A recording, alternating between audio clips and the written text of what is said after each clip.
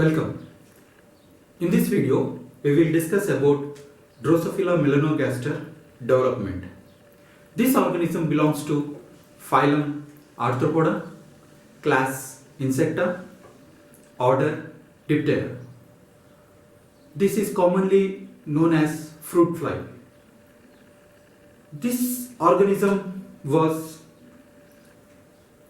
a best model organism for over a century, and for mainly the genetic study. Later on, this also is used for animal developmental studies, neurobiology, toxicological studies, and cancer biology. So this is a favorite organism for the embryologist in this way. There are certain reasons which makes this organism favorable for the embryologist. That is, the life cycle of this organism is very short. The brood size, that is the number of progeny which it gives rise to, is large. The embryos of this organism is transparent, so we can see the organism intercellular changes by staining with certain fluorescent dyes. So all this makes this organism a very favorite organism, and moreover it can be culturable at the lab level very easily. So for most of the time this organism is a favorite organism for the developmental biologist. So today we will see that how the initial cleavages will be occurring in this organism. So the egg which is associated with this organism, that is centrolecital type of egg. Centrolecital type of egg. So in centrolecital type of egg, we'll have the yolk will be centrally located, and larger area of the egg is occupied by the yolk, and the cytoplasm is restricted to the periphery. So you will see that the centrolecital egg, the egg is centrally located. At the same time, the yolk is centrally located, and you will have a at the periphery cytoplasm where the cleavages will be undergoing. So the type of cleavages which occurs in case of centrolecital type of egg, mainly in the insects where the centrolecital type of egg is present, we will see the superficial type of cleavage. Superficial.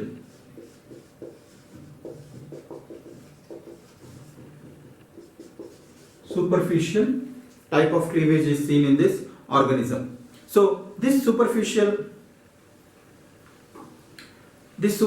type of cleavage, which includes only at which happens at the place where the cytoplasm is present, that is at the periphery of the egg. So the type of cleavage it undergoes, it is not a complete cleavage. Okay, so after the fertilization, we'll see that the egg which is present, that is already activated before the fertilization event. So we will see that the egg which is activated, this activated egg undergoes the fertilization event. So the place where the egg undergoes the fertilization, event is through the micropyle.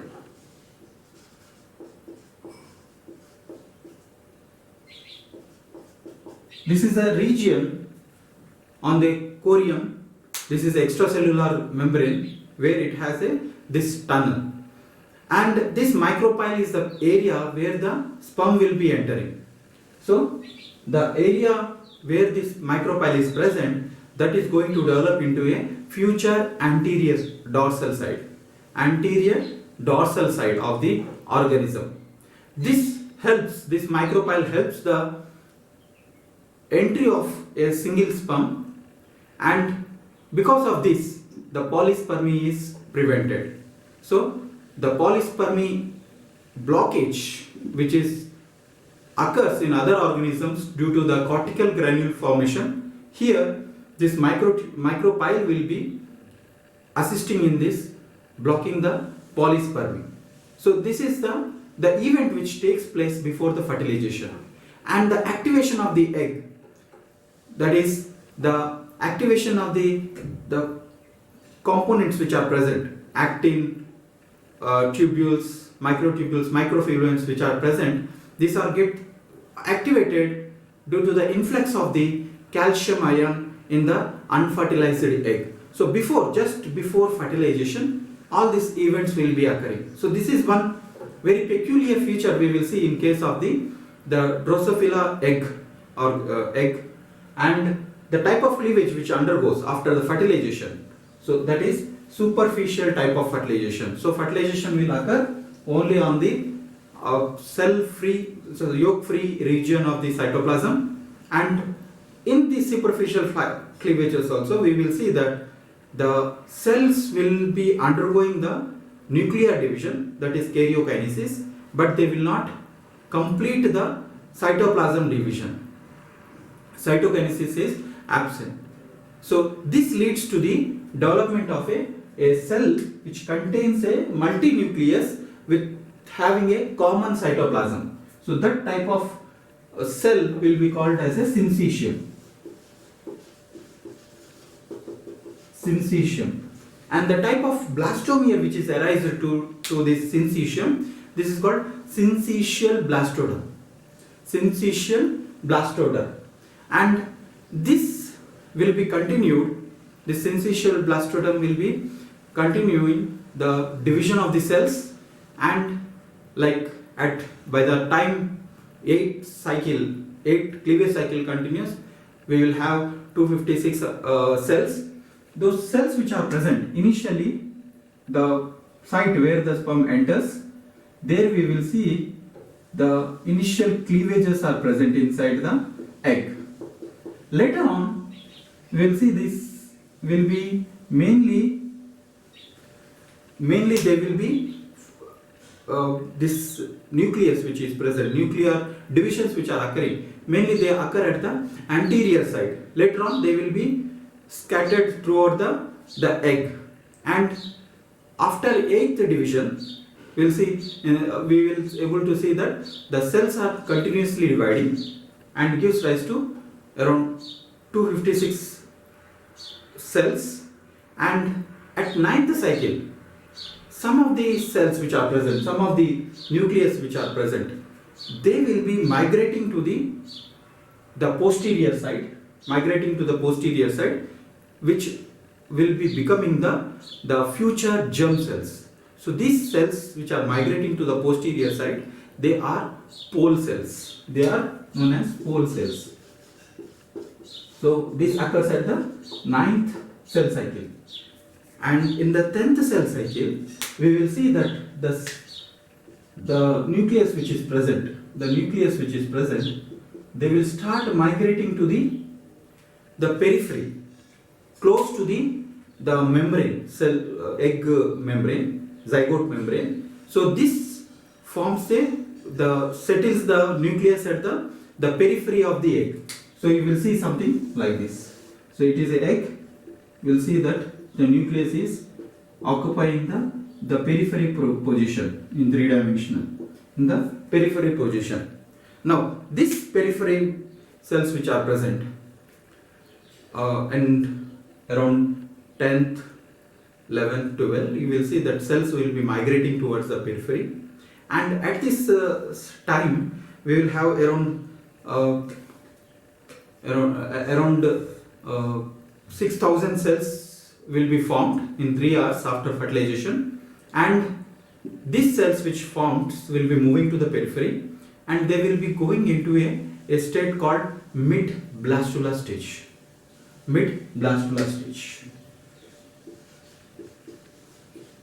So 9th, 10th they will move to the periphery.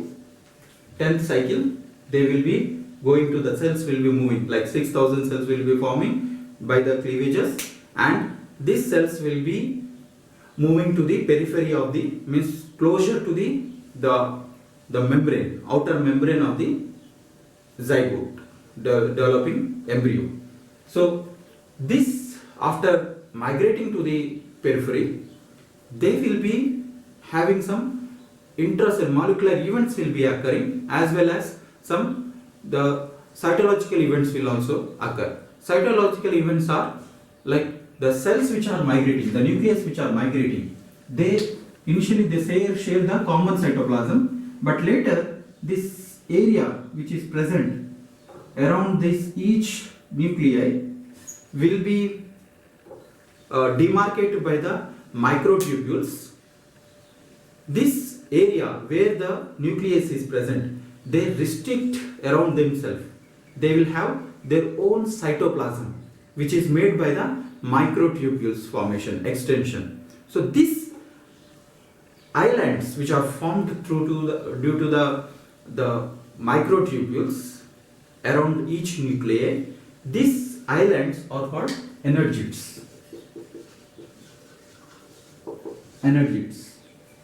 So energeids are nothing but these are the nucleus, syncytium nucleus, which is surrounded by its own cytoplasm. So earlier cytoplasm is the cells are randomly scattered, and you will see that cytoplasm is freely available by all the cells. And this factor in future we will see that how this will influence the certain factors to circulate, to distribute equally among the different cells which are present. Now once they get this particular energeids, that is a cellularization, the stage is called as a cellularization. So you will have the cytoplasm of its own, but it did not divide itself. So from 10th cycle we will see that slowly these energeids which are forming, this will get divided. So you will have the cellular structures will be forming. Cellular structures will be forming. Cellular structures will be forming. So these are called cellular blastoder. Cellular blastoder.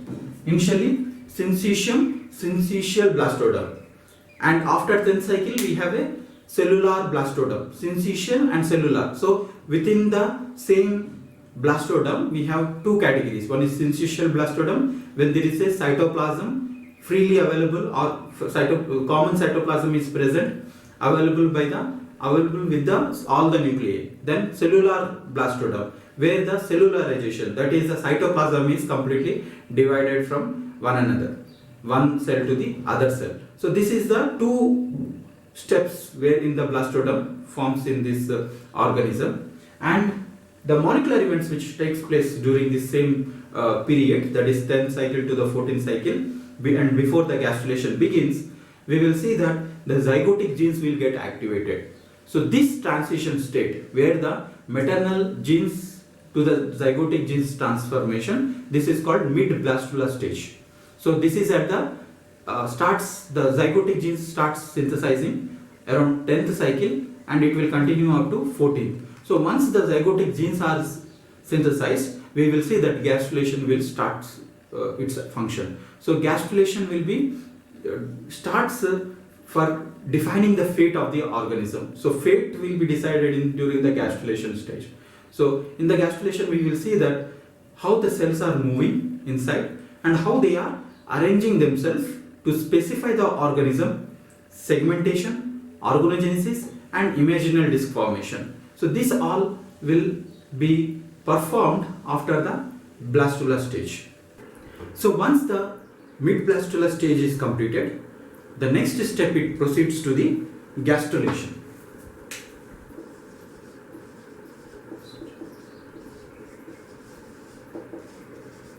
Gastrulation. So during this gastrulation, we will see that the epidermal cells which are formed, they will be giving rise to the three germ layers, that is mesodermal, endodermal and ectodermal germ layers. So this happens with the lining of, starts with the lining of the presumptive mesodermal cells, around 1000 presumptive mesodermal cells on the ventral midline. So if you assume this is a Drosophila zygote, so on the ventral midline we will see that the presumptive mesodermal cells will be lining, on the ventral side. So this is ventral line, and these cells which are present, which is lined in the ventral side, they will start migrating inside. So forms a furrow-like structure. So this is called ventral furrow.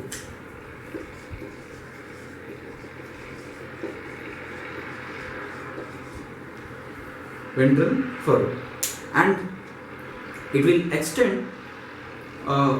There are two other furrows will be also forms at the anterior side, which is called anterior furrow, and the posterior side, which leads to the migration of the endodermal cells.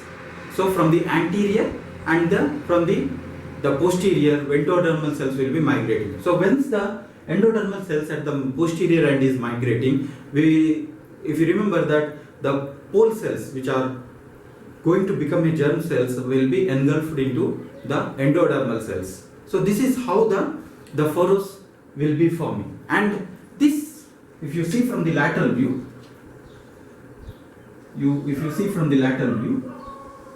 the furrows which is forming, this will also extend to the dorsal side like this. So here, so this is from the ventral view, and this is from the lateral